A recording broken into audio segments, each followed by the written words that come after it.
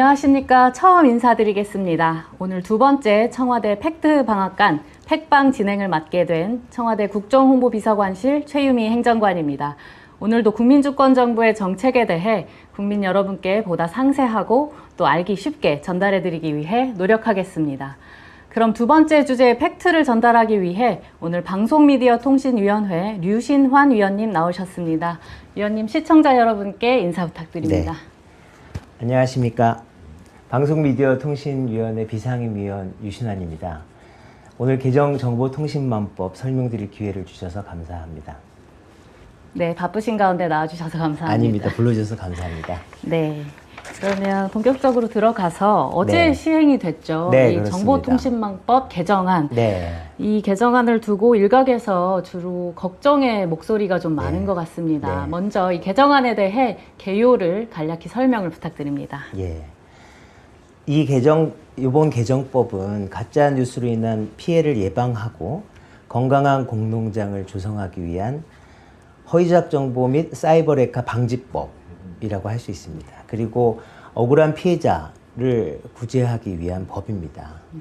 이제 주요 내용을 세 가지로 나눠서 설명드리면, 먼저 유통의 측면에서 대규모 정보통신 서비스 제공자로 하여금 자정 노력을 기울이게 했습니다. 자율 정책을 수립해서 자율 규제를 하고 보고서 공표 의무를 부과를 했고요. 그 다음에 피해자 측면에서 피해자의 구제 수단을 강화를 했습니다. 많이들 알려졌다시피 불법 허위 조작 정보로 인한 손해를 최대 5배까지 가중 배상토록 하는 제도를 이번에 도입하게 되었고요.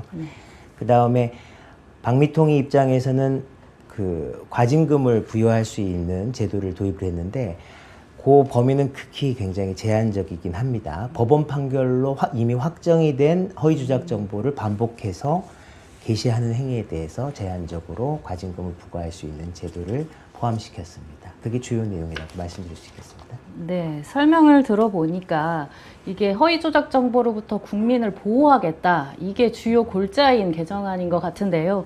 그럼에도 불구하고 일각에서는 이게 온라인 사전 검열이 아니냐, 이런 목소리가 있는 것 같습니다. 이에 대해서 좀 상세히 설명을 부탁드립니다. 네, 많은 국민들 염려를 하시는 것 같은데, 제 생각에는 조금 지나친 염려이시다, 그렇게 걱정하지 않으셔도 괜찮다, 이런 말씀 드리고 싶어요.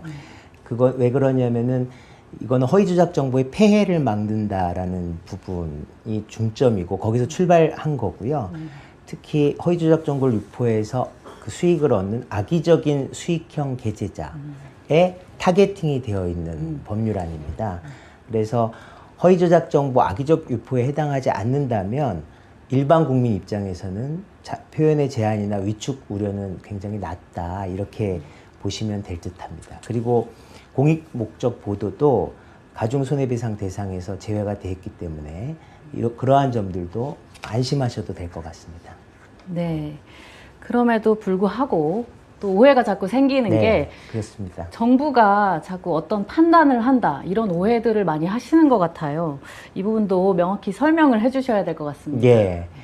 일단 먼저 말씀드릴 거는 허위 조작 정보 심의에 관해서 원래 이제 내용 심의는 방송미디어통신심의위원회, 방미심의라고 부르는 곳에서 하게 되는데, 이 방미심의 심의 대상에서 허위 조작 정보 심의는 포함되어 있지 않습니다. 그 점을 먼저 말씀드리고 싶고요. 그리고 아까도 말씀드렸지만 이번 제도는 대규모 정보통신 서비스 제공자로 하여금 자율 규제를 하도록 제도를 도입한 게 핵심이거든요. 그래서 민간에서 자율적으로 판단한다, 이 점을 꼭 염두에 두셔야 될 것 같습니다. 정부가 판단한다는 건 그러니까 오해에 해당하고요. 이 대규모 정보통신 서비스 제공자는 사실 확인 단체하고 협력해서 허위 조작 정보 여부를 판단하게 될 것입니다. 네. 아까도 공익 목적의 보도는 이 손해배상에서 제외한다, 이렇게 말씀 주셨는데요. 또 일각에서는 이제 일부 정치인이나 대기업 임원들이 배액배상 소송을 통해서 언론의 감시, 비판 기능을 약화시킬 수 있다, 이런 우려를 제기하기도 합니다. 여기에 대해서도 설명을 부탁드립니다. 예, 그러한 문제점들이 실행 과정에서 발생할 수 있기 때문에 법이 거기에 대한 보완 제도를 마련하고 있습니다. 설명을 드리면 만약에 정당한 비판 감시 활동을 방해하려는 목적으로 가중 손해배상 청구 소송을 남용하는 경우가 있을 수 있잖아요. 그러한 경우에는 법원에서 그러한 소송은 남소야, 남용이야라고 판단해서 각하 판단을 할 수 있습니다. 입틀막 소송에 대한 이제 각하 판결을 법원이 할 수 있고, 법원이 소를 각하하게 되면은 해당 공인에게 그 각하 판결을 공표하도록 명할 수도 있습니다.